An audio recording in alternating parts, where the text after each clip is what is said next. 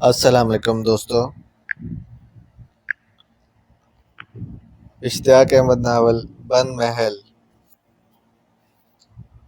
اگر آپ نے ابھی تک ہمارے چینل کو سبسکرائب نہیں کیا تو سبسکرائب کریں اور بیل آئیکن پر کلک کیجیے۔ Shauqi series novel. کمرے میں ایک قالین بچھا تھا۔ اس قالین پر ایک بہت بوڑھا آدمی بیٹھا تھا۔ اس بوڑھے کے دائیں بائیں 8 نوجوان موجود تھے۔ ان سب کے چہرے شریفانہ تھے، لیکن اس وقت آنکھوں سے شرافت ٹپک رہی تھی۔ بہت خوب راون، تو تم شوقی برادرز کو لے آئے؟ بوڑھے نے کہا۔ جی بابا جان، لے آیا۔ شوقی برادرز، بیٹھ جاؤ اور میری باتیں غور سے سنو۔ شاون اور بانکے، تم جا کر اپنا کام شروع کر دو۔ اروڑا اور گورگام کو بھی لیتے جاؤ۔ اچھا بابا جان، آپ بے فکر رہیں، کام اتنی مہارت سے کیا جائے گا کوئی ذرا بھی شک نہ کر سکے۔ ٹھیک ہے، بوڑھے نے کہا۔ پھر 4 نوجوان کمرے سے نکل گئے۔ اس وقت تک راون بھی بیٹھ چکا تھا۔ مرتے کیا نہ کرتے، ہم بھی بوڑھے کے سامنے قالین پر بیٹھ گئے۔ آخر یہ سب چکر کیا ہے؟ میں بےتاب ہو کر بولا۔ ذرا دیر صبر کرو، ابھی میں ساری بات تم لوگوں کو بتا ہی دیتا ہوں۔ یہ کہہ کر وہ سانس لینے کے لیے رک گیا، پھر کہنے لگا۔ میرا نام اردھا رام ہے۔ یہ 9 کے 9 میرے بیٹے ہیں۔ ہم ایک ہندو راجا کی اولاد ہیں۔ یہ محل اسی راجا نے بنایا تھا۔ اس زمانے میں یہاں شہر آباد تھا۔ مسلمانوں نے اس شہر پر حملہ کیا اور ہندو راجا کی اینٹ سے اینٹ بجا دی۔ ہندو راجا فرار ہو گیا۔ اس نے پھر فوج تیار کی اور مسلمانوں پر حملہ آور ہوا، لیکن انہیں شہر سے نہ نکال سکا۔ پھر تیاری کی اور حملہ آور ہوا، لیکن پھر شکست کھائی۔ پھر موت نے اسے آ لیا۔ مرنے سے پہلے اس نے اپنی اولاد کو محل کے بارے میں پوری تفصیل بتائی۔ اس کی اولاد بھی مسلمانوں سے لڑتی بھیڑتی رہی۔ پھر طاعون کی وبا پھیلی اور مسلمان وبا سے خوفزدہ ہو کر اس شہر کو چھوڑ کر چلے گئے۔ ہندو بھی خوف کی وجہ سے آباد نہ ہو سکے۔ اس طرح ایک زمانہ بیت گیا۔ ہندو راجا کی اولاد محل کا راز آنے والی نسلوں کو بتاتی رہی، یہاں تک کہ یہ معاملہ مجھ تک پہنچا۔ ہر مرنے والا اس وقت تک محل کے بارے میں یہ کہتا رہا ہے کہ اس محل کا راز ضرور معلوم کرنا۔ راجا کی اولاد میں سے ہر ایک نے اس محل کا راز معلوم کرنے کی کوشش کی، لیکن کچھ معلوم نہ ہو سکا۔ ہندو راجا نے مرتے وقت اپنی اولاد کو صرف یہ کہا تھا، کچھ بھی ہو جائے تم اس محل کو ضرور حاصل کرنا، محل کے مقابلے میں سارے شہر کی پرواہ نہ کرنا، اور مسلمانوں کو اس محل سے ضرور نکال دینا، اور پھر اس کی اچھی طرح تلاشی لینا۔ اس کے مرنے کے بعد اور طاعون کی وبا ختم ہونے کے بعد ہر ایک نے اپنی سی کوشش کر ڈالی، لیکن اپنی اولاد کو وصیت کر کے ہی مرتا رہا۔ اب میری باری ہے۔ میری عمر دیکھ رہے ہو، نہ جانے میں نے اپنی زندگی کے کتنے سال اس محل میں ضائع کیے، لیکن کچھ معلوم نہ کر سکا۔ اپنی زندگی میں اپنے ان 9 بیٹوں کو بھی محل کے چکر میں رکھا، لیکن یہ بھی کچھ معلوم نہ کر سکے۔ آخر ہندو راجا یہ کیوں چاہتا تھا کہ کم از کم محل ضرور مسلمانوں سے واپس لیا جائے؟ اس محل کا کیا راز ہے جو اس وقت تک نسل در نسل نہ جانے کتنے لوگ معلوم کرنے کی کوشش کرتے رہے ہیں، لیکن معلوم نہیں کر پائے؟ میرے بعد میرے بیٹے بھی شاید سر پٹک کر رہ جائیں گے۔ ایسے میں ہماری نظر تم لوگوں پر پڑی۔ تم اس قسم کے کاموں کے ماہر ہو، لہٰذا اس محل کا راز ہم تمہارے ذریعے معلوم کرائیں گے۔ میرے چاروں بیٹے اس کچے راستے کے نشانات ختم کرنے گئے ہیں۔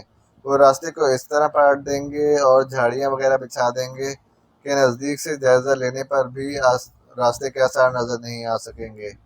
گویا شہر سے کچھ لوگ اگر اس طرف تمہاری تلاش میں آئیں گے بھی تو یہاں تک ہرگز نہیں پہنچ سکیں گے۔ میرے کہنے کا مطلب یہ ہے کہ تم خود کو محل کے قیدی خیال کرو۔ تمہاری زندگی کی بس ایک ہی صورت ہے، اور وہ یہ کہ محل کا راز معلوم کر لو، پھر ہم تمہیں جانے دیں گے۔ اس صورت میں بھی تم ہمیں جانے کی اجازت کہاں دو گے؟ کیونکہ اگر تم نے ہمیں جانے دیا تو خود تمہاری زندگیاں خطرے میں ہوں گی، کم از کم تم گرفتار ضرور کر لی جاؤ گے۔ لہذا صاف مطلب یہ ہوا کہ ہم راز معلوم کریں یا نہ کریں، تم لوگ ہمیں موت کے گھاٹ اتارنے کا ارادہ رکھتے ہو۔ کیوں، میں غلط تو نہیں کہہ رہا؟ میں نے جلدی جلدی کہا۔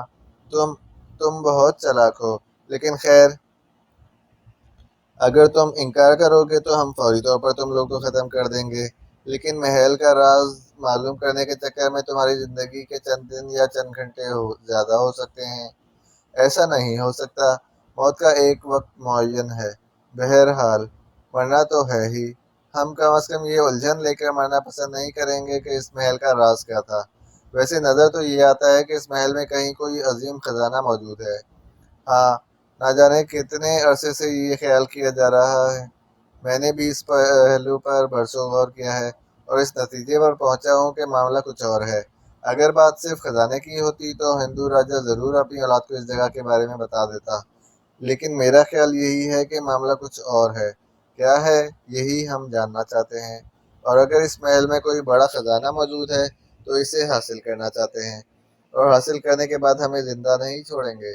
آفتاب بول اٹھا، خیر ایسی بات بھی نہیں، محل کا راز معلوم کرنے یا خزانہ پا لینے کے بعد ہمیں یہاں ٹھہرنے کی ضرورت نہیں رہے گی، ہم یہاں سے چلے جائیں گے۔ اس صورت میں تم لوگوں کو جان سے مارنے کی کیا ضرورت رہ جائے گی؟ اردھا رام نے کہا۔ ہو سکتا ہے محل کا راز جاننے کے بعد تم لوگ اس راز کو راز ہی رکھنا پسند کرو، یہ خزانہ اتنا بڑا ہو جسے فوری طور پر تم کہیں بھی نہ لے جا سکو۔ اس صورت میں تو تم یہی کرو گے کہ ہمیں مار کر اسی محل میں دفن کر دو گے۔ کیوں؟ میں غلط تو نہیں کہہ رہا؟ میں نے بوڑھے اردھا رام کی طرف دیکھا۔ تم بہت چالاک ہو، یہ امکانات بھی ہیں۔ خیر اب ہمارا پروگرام سنو۔ ہم اس محل کو باہر سے بند کر جائیں گے، تم اندر رہ کر محل کا راز جاننے کی کوشش کرتے رہو۔ اب ہم صبح آئیں گے، اگر تم نے راز معلوم کر لیا تو اسی وقت فیصلہ ہو جائے گا کہ تم لوگوں کو زندہ رکھا جائے یا مردہ۔ سارا کا سارا معاملہ ہی حد درجے خوفناک اور دہشت ناک ہے۔ اس بند محل میں رات کے وقت کیا ہمیں ڈر نہیں لگے گا؟ ڈر لگے نہ لگے اس سے کیا فرق پڑتا ہے؟ 75% موت تو یوں بھی تمہارا مقدر بن چکی ہے۔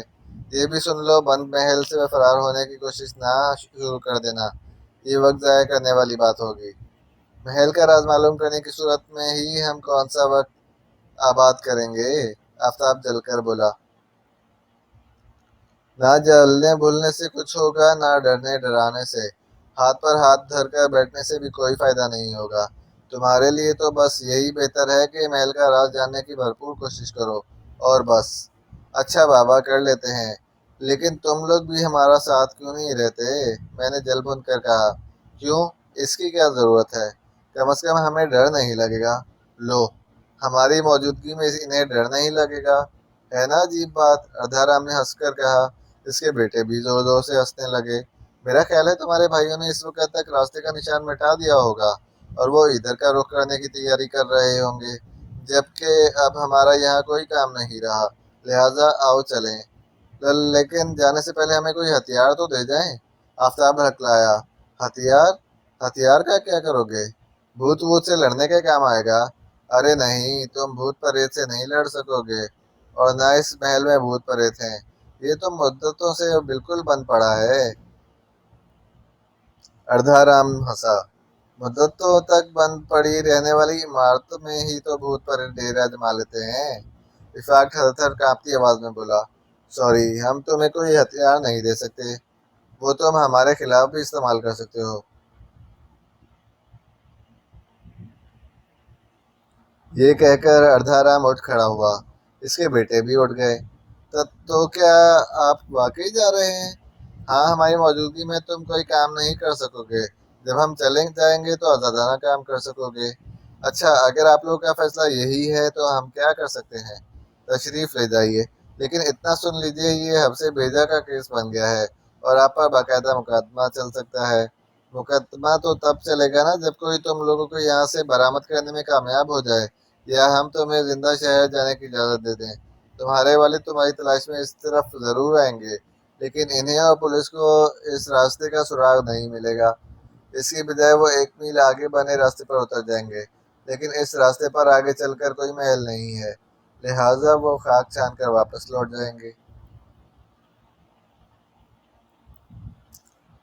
اللہ اپنا رحم فرمائے، اخلاق نے تھر تھر کانپتی آواز میں کہا۔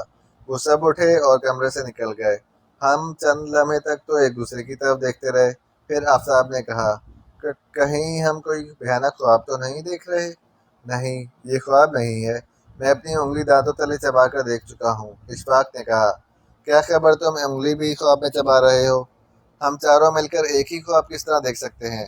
چھوڑو اس بات کو، یہ خواب نہیں ہے۔ آؤ دروازے تک چل کر دیکھیں، کیا وہ لوگ واقعی محل کا دروازہ بند کر گئے ہیں؟ میں بولا۔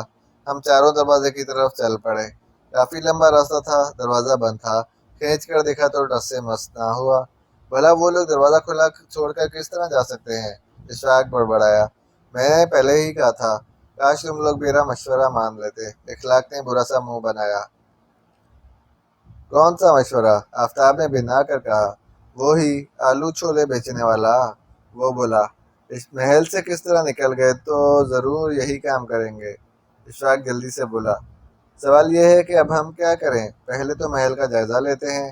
سورج غروب ہونے والا ہے، تھوڑی دیر بعد تاریکی پھیل جائے گی، لہٰذا پہلے تو روشنی کا انتظام کرنا ہوگا، ورنہ اندھیرے میں تو ہم کچھ بھی نہیں کر سکیں گے۔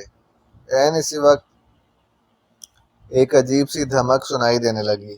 ہمیں یوں لگا جیسے کسی بڑے نکارے پر ہلکے ہاتھ سے چوٹ ماری جا رہی ہو۔